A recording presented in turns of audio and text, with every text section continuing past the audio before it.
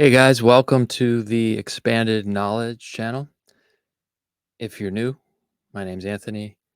I share my research or my analysis here on a variety of subjects, ones that typically are outside of the things that we're taught in school or the things that the major media covers or covers in different ways, and just bigger questions about what is our reality and what is consciousness and what is our history and all of these things. So this all makes it on this channel here.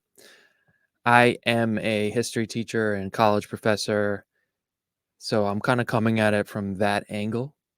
I teach critical inquiry, which is a critical thinking course. And really, if you get into any of these topics, and especially the UFO UAP topic, critical thinking is really important for everyone to have a grasp of, because that's how we can navigate through this vast, complex field that's very challenging to sort out what's going on. And still, at the end of the day, it's a big mystery to us all. None of us really can know unless, we've had some kind of firsthand direct experience or top secret access or something. Anyway, all to say, if you're a returner, welcome back. Been trying to find the right way to make content here. For a while, I was putting slides up there with all the information and the pictures and whatnot, and that's awesome. And look, if I had the time, I'd probably be doing that and doing this a lot, but juggling a lot of things between teaching courses and also working on multiple book projects. One book that I'm really excited about, definitely will make a video to share about that. And this book I think is going to be really useful. And yeah, so I'm excited about that. Anyway, welcome to the channel, or welcome back. Today, what I want to do is, there's been a decent amount of things happening the last couple of months. So I'm going to just summarize them here and give some analysis. Now, I'm going to try to keep this video to, 25, 30 minutes. It's just funny because once you really start getting into this, the time just flies by.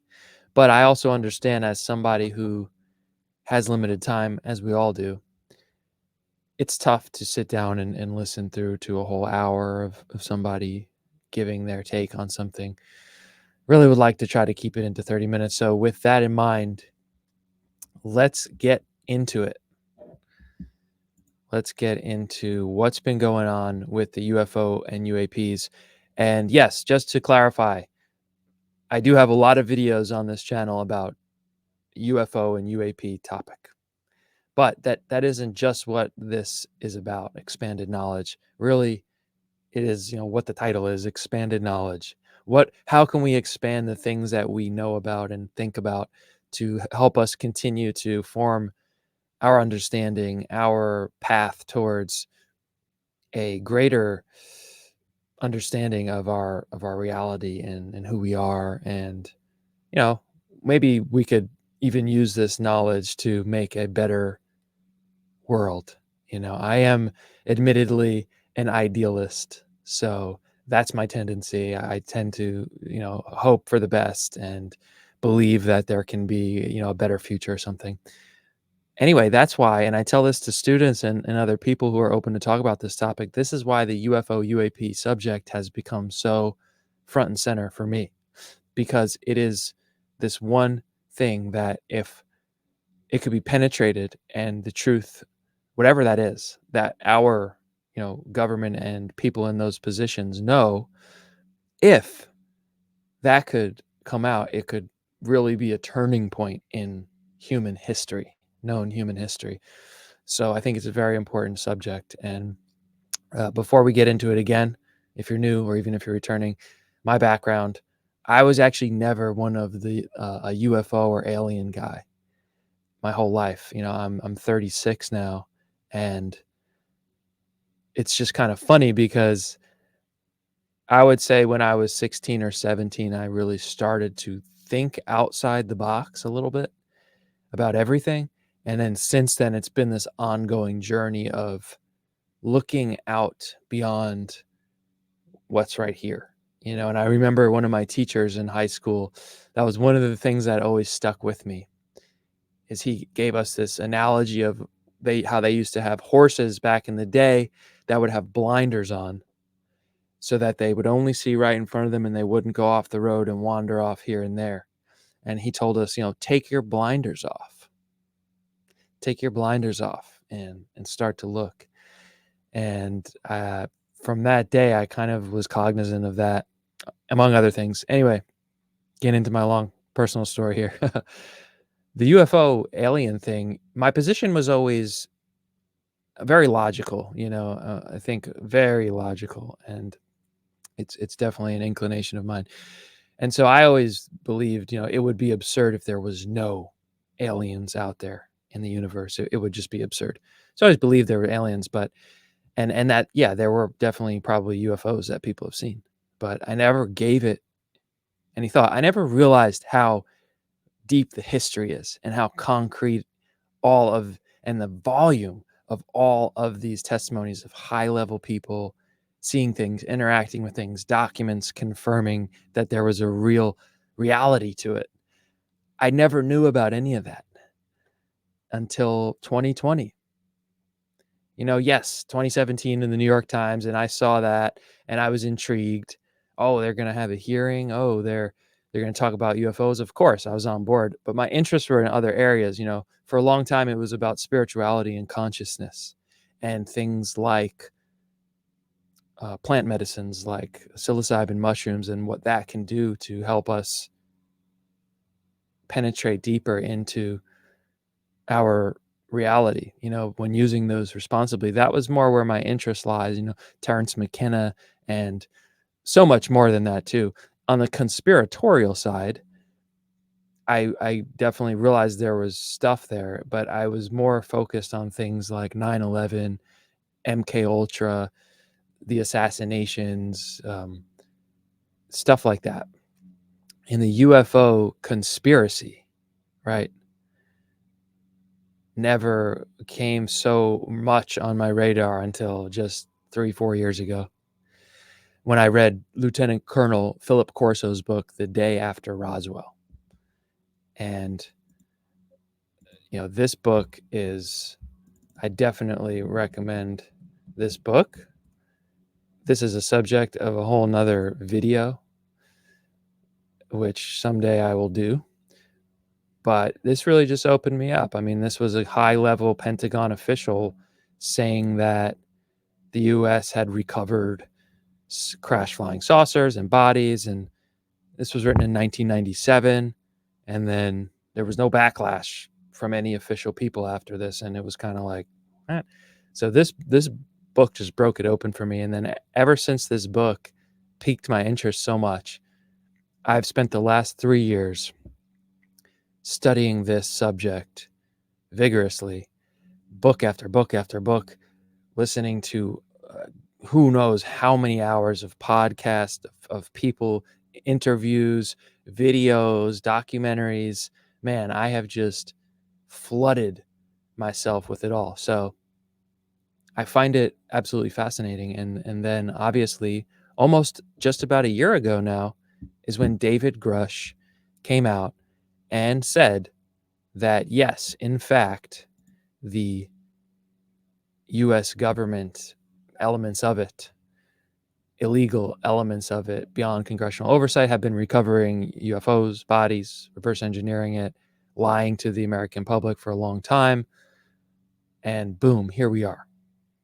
Here we are. And so when things are happening, I am always just wanting to talk about it and share it. There aren't many people to talk about it here.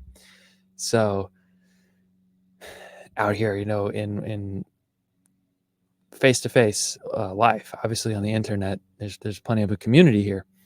So I'm here to share my insights on it all, and I hope that my perspective can bring a different angle of analysis, coming at it from a very educational point of view, from a very historically critical and critical thinking angle, and just from having done a lot of research into this, and still have more to do. But I would say at this point, I definitely reached a level where there's been a flood of information. So now when things come out, people say develop or it's interesting to connect the dots. And so, I want to share that here with you. So all to say, wow, 10-minute introduction there. That's what I mean. And I'm just trying, and that was just me trying to explain to you who I am and why I make this channel. So now I have about 19 minutes to share with you my breakdown of everything that's been happening. So here we go. Here we go. David Grusch. Okay. If you're brand new to who David Grusch is, look it up. If not, you know who David Grusch is now. Yes, he did a couple of podcasts in 2023. Yes, he testified to Congress. Yes, he gave his News Nation interview. But since then, he has been relatively quiet. And there are some people in the UFO community that complain about this. However, I mean, just try to imagine being in this guy's place right now. And if he is intelligent, I mean, I'm assuming that he is very intelligent to have the positions that he had, let alone the lawyer that is with him, Chuck McCullough, who was the former Inspector General of Intelligence of the intelligence community for 8 years, advising him. He's probably being quiet for a reason. All right. Now, at the UAP hearing in July of 2023, he told Congress, I can tell you the exact names and locations of where reverse engineering and crash retrieval operations are. I can give you the exact names of people who are, he literally said this, currently working on the program with non-human biologics. The man said this under oath to Congress publicly. Now, what's the problem, though? Well, of course, afterwards, Congress said, yeah, let's meet with you. And in fact, at the hearing, the representative who was questioning him said, when can you give us this information? Exact locations, names, etc. And David Grusch said, I'd be happy to provide it to you in a classified setting immediately after this hearing. But what happened? And this is almost telling that there's something going on. There is some type of orchestrated effort behind the scenes to suppress this and not be transparent. That's clear now, guys. We're past. I know not everyone's there because people haven't taken the time to really even see this, but we're past, UFOs are real, and the government, elements of the government are obfuscating the truth. We know that now as basically a fact. It's a fact now. So now we're at the point of, okay, what is it? Whose is it? What is it? What is going on? Right? And that's what everybody wants to know. So David Grusch was going to tell members of Congress exactly where they could go find out this stuff. But what happened? Still to this day, almost a year later, David Grusch has not been given the security clearances that would allow him to go meet with members of Congress and tell them about these things. Think about that for a second. If there was nothing to this, David Grusch saying there are retrievals of non-human intelligence spacecraft and bodies and a disinformation campaign again, all of this going on for decades, going back to the 40s. In his case, he said the 30s.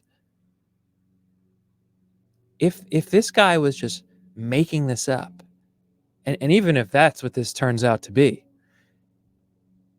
that would be, a story of a major historical story in itself, that this guy would go through all this, that the intelligence that the inspector general of the intelligence community, after a year and a half of investigating David Grusch's body of evidence that he submitted to the inspector general of intelligence through the official whistleblower program, which was a new law that was just added the year before to protect whistleblowers, for them all to be saying that this is credible and urgent, to have this hearing, to have him say all these things, and for it to be just a huge fabrication and a lie, that itself would be a huge historical story. There's too many people that are backing up Grusch, I think, at this point, and other massive bodies of decades of evidence around this, that he's just making this all up. So the question becomes, what is going to happen? Where is this going to go? And here's the point I wanted to make. If David Grusch, there was nothing to this, why would whoever's in charge of these security clearances at the Pentagon or whatever, why would they not let him go tell Congress? Okay? Why would they withhold his security clearance and prevent Congress from meeting with David Grusch if it was just BS? That should be a huge indicator and red flag for us all. Not to mention, and people don't talk about this as much, and here's a point on the side of all this that I think we need to think about. And there is a individual named Lester Nair, I believe Lester Nair, I believe Nare. I might be getting his last name wrong, but his first name is definitely Lester, and he has a group called UAP Caucus. And I listened to him talk on an interview a few weeks ago, and he made a good point, which is, hey, everybody we all want to just see what's next. We want to get there. We want to get to the disclosure with the capital D, and let it all come out. But what if we work with what's already happened and pry deeper into it, right? David Grusch has already put a lot of information out there for further investigation. And I feel like we haven't even really picked it apart bit by bit. So for example, right? For example, one of those areas I think we could dive into is the classified briefing that members of Congress had from the Inspector General of Intelligence, Thomas Mannheim, in January of 2024, a few months ago. This was the first time since the July hearing that Inspector General Mannheim met with Congress in a classified briefing, what's called a SCIF, Secured Compartmented Information Facility. This is basically a room where you can't have any electronics there. It's shielded in that sense, and you're obviously sworn to not let any information. You can't speak about any information. You would go to jail otherwise. So imagine a padded room where that the conversations that take place in that room are not going to leave there, and if they do, those people who leak them will be going to jail. And anyway, Mannheim met with Congress to discuss David Grusch's claims, and the few independent media sources that followed up that and interviewed members of Congress, everyone said something different, but the consensus was that the briefing confirmed and gave confidence that David Grusch was legitimate and his claims had merit, which, I mean, that's no huge surprise. We would expect that since Inspector General Mannheim already stamped them credible and urgent, but that's a positive sign, right? That meeting could have come out and it could have been bad news. It could have been, oh, we were told that Mr. Grusch may be confused, or Mr. Grusch may have been given misinformation or something. No, we came out of that and several Congress members said, we got new information. It confirms, as Representative Robert Garcia said, this is a very serious, real issue. It's not a fringe issue. And so that means that they told them something, and that there's a reality to this, what David Grusch is saying. We should be diving into that. We should be trying to find out as much as possible there. People should be trying to talk to people like, I don't know, Chuck McCullough, Inspector General Monheim. Now, I don't know, maybe the Inspector General does not give any briefings or interviews to the media. I would think that they should be able to, but maybe they're not allowed to because of their job. But in any sense, what's funny is about this, right? And let's take a moment to just bring him up on screen so you can see who I'm talking about. Uh, is that this is the dude, right? Everybody, people who are skeptical, and hey, everyone has a right to be skeptical about Grush's claims. Say, where's the evidence? Just another guy saying it, but that just shows that you haven't really thought about it and looked at all the facts. David Grusch carried out a 4-year investigation. He did everything in his power to rule out that he was being messed with and a prank was being played on him or he was being misinformed. He spent 4 years coming to this conclusion. That's a long time. And if you look at David Grush's resume, which is available online, I mean, do you really think, and he has like a master's degree in intelligence studies and a 14-year career in the military and was working at a senior level intelligence officer position at the NRO, the National Reconnaissance Office, which has been regarded as one of, if not the most secretive agencies in the government. Do you really think that this guy would not be able to figure out if all of these high level generals, Navy admirals, intelligence officers were messing with him or trying to convince him of something fake to go public with? I really strongly tend to think that David Grusch made sure that that wasn't the case and wouldn't make his life a living hell and a massive public embarrassment that would haunt him the rest of his life. And if you're interested in the backstory of Grusch and his whole process in a more personal way, I really recommend that you listen to the podcast with Joe Rogan. And this is a 3-hour interview. And this one is good because this is, of all the public interviews and comments that David Grusch has made, this one's the most personal. He really talks to Joe Rogan in a way of explaining to him what it was like, why he made the decision to go public, how he had hit like a crossroads and he was like, well, I could just shut up about this and move on with my life and not deal with this and be another one of those people who does that in this whole inner circle of secrecy.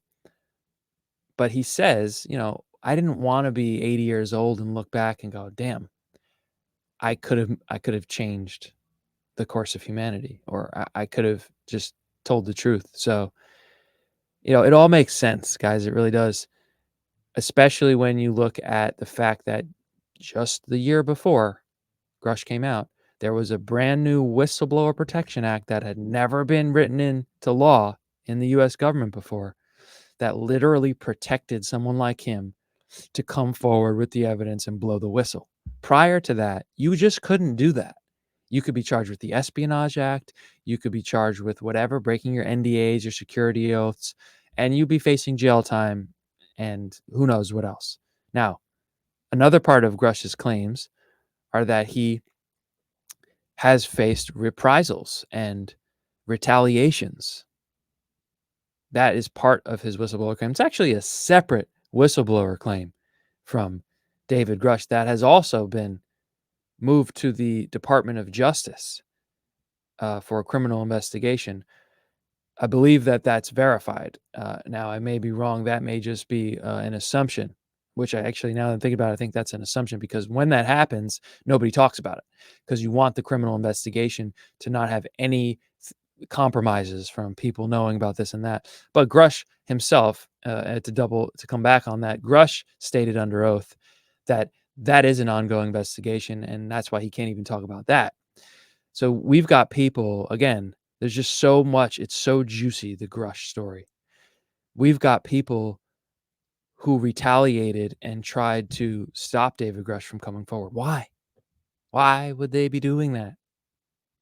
Because they don't want him to make a fool of himself talking about something that doesn't exist?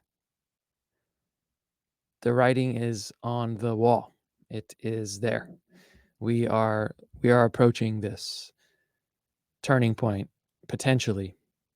We just got to make sure that they can't sweep it under the rug for another 50 years or indefinitely, forever, however long that they can manage to. But anyway, so what's happened here is, let's check it out. We're at 25 minutes. Wow.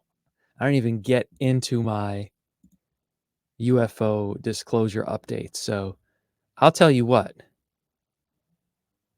we're just going to end on Grusch here today. And in the next, we'll make another video to talk about everything else that's going on. And there's a lot. So all this about David Grusch, right? And I really think that he is front and center of this whole UFO disclosure. You know, he is the most important person right now, and I'll say that. He submitted the evidence. And again, yeah, to just close out that loop before with Inspector General Thomas Monheim, imagine being this guy right now. He's the guy that got all of David Grusch's evidence, whatever that was, apparently documents, pictures, videos, having the firsthand, as Grusch says, people who work directly on the program, and still some that are still on the program. These people came in and testified to the Inspector General. So imagine being this guy right now and having seen all the evidence, right? Having your career on your line. Imagine being the Inspector General of the intelligence community of the United States government. Huge, huge, huge, high status position. Do you think that this dude would stamp David Grusch's claims credible and urgent about all this? If he had even a shadow of a doubt, wouldn't he just say, yeah, I'm not going to touch this?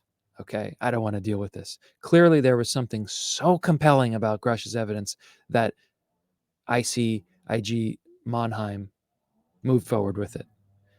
Let alone Chuck McCullough, who was the ICIG before him, chose to put himself on the line and be David Grusch's lawyer. So it is so clear that what David Grusch is claiming is substantial and legitimate. I don't know how many data points people need. I don't know how many data points people need. And one of the things that I'm actually planning to do soon, I don't live far from New York City here. I'm actually planning to go into New York City and spend a day or two and just ask people one question on the street and take all the tallies down. Do you know who David Grusch is? Do you know what UAP means? I think those are going to be my only two questions. And then I want to see from a sample size how many people know who David Grusch is. I mean, it's just wild, right? So to wrap it up here, in what I will only have covered this one part of the information I wanted to share with you today, is that David Grusch, after being quiet for a while, he was supposed to speak at something called the SALT conference. Now, this is a conference that is with businesses and technologies, and it's kind of, you can take a look at it here. They have high profile people here come on and do panels, and they are like with the cutting edge of the future of technology and so forth. Anyway, David Grusch had a 20-minute slot where he was supposed to be speaking, and what basically happened is he was scheduled, and then bum bum bum, he pulled out, or he was canceled. And the official reason given was his speaking slot, his appearance was canceled due to scheduling concerns. Okay. Now, yeah, maybe it really was scheduling concerns, but yeah, I don't know. Couldn't couldn't couldn't make it for a 20-minute interview. I think it's pretty clear that, whatever is behind this all, the approach here from the team, that wants to bring the truth out and start disclosure, for whatever reason, they decided not to have him speak at the SALT conference. And who knows why that is. Maybe it would have been not the best move in the chess game of this whole thing. And I'm sure they had good reason, or he had good reason, or Chuck McCullough, whoever was advising him, or had a reason for him not to speak. Now, he has an article, an op-ed that was supposed to come out in February of this year, still hasn't come out, still hasn't been approved by the Department of Defense for public release. And he has said in the one or two interviews he did about this many months ago, that the information that he's been cleared or is in the process of being cleared to speak about is different from what he has been able to say publicly so far, and that it does essentially move the needle further and relates a little bit more to some of his firsthand experience. Now, what will that be? We're all waiting and wondering what it is. The interesting thing again, though, is that the Department of Defense publication release office has not allowed him to release it yet. So again, why? What is it? If there's nothing to his claims, why? So hopefully we'll see that come out. He was canceled to speak, but I don't really see this as a bad sign. I think it's a sign that maybe they're being very careful about what they do here, because they don't want to jeopardize themselves by having Grusch come out and say something, and then who knows what might happen. So other than that, he's been quiet, and I would think that that's probably smart, you know? Think about if you're this person. Do you wanna be out there giving a million interviews, stirring up controversy, especially when you have people that already threatened you and your family, already tried to damage you in so many ways? People who probably hate you and literally wanna kill you? I would probably just stay pretty low key anyway, so but Carl Nell replaced David Grusch in this speaking appearance at the SALT conference, okay? And what he said, this is what everybody has been talking about lately days. And I definitely have some thoughts and analysis to share on that because it is pretty interesting. And there are some things that I think we need to think about with regards to that. And even just, I'm glad that Carl Nell has raised his kind of himself on the radar a little bit because he's kind of gone under the radar as far as who he is, where he worked, being the only person that gave his name in the original article that broke David Grusch's story. He was the only name that gave himself. There was another anonymous name that spoke of crash retrievals and so forth. I mean, Carl Nell said it a year ago, and everybody's going nuts now that they're not going nuts, but everybody's talking now about how Carl Nell just said that there's zero doubt that that non-human intelligence exists and has been interacting with humanity. But he said that in the debrief article in July of 2023. He said the same thing. He said it was indisputable. David Grusch's claims about crash retrievals, reverse engineering, and non-human intelligence. He said they were indisputable. So that's the same thing as saying it's zero doubt. But anyway, what he did do was refer to Chaim Eshed and Paul Hellyer, and I have a lot to say about that. So, in the interest of keeping these brief here, what we're gonna do is we're gonna wrap this thing up.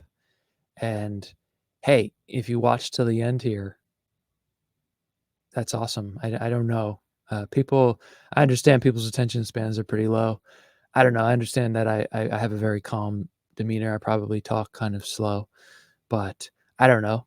Maybe that's good because sometimes a lot of information. I don't really know. I know that apparently it seems to be effective with when I'm teaching. Although there's more back and forth when I'm teaching, so that would be cool. But again, yeah, I'm just recording these videos here. So anyway, yeah, video ended up just really talking about revisiting David Grusch. So next time, I'm gonna go in and I am going to share the rest of what I really wanted to share the updates on. We've got Carl Nell We've got Stephen Greer putting new information up on a new website.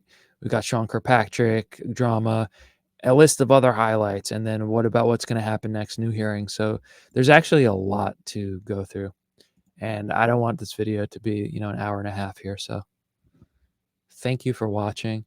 Again, if you are new, as they all say, if you like it or you want to keep seeing what we put out here at Expanded Knowledge, subscribe, hit the thumbs up.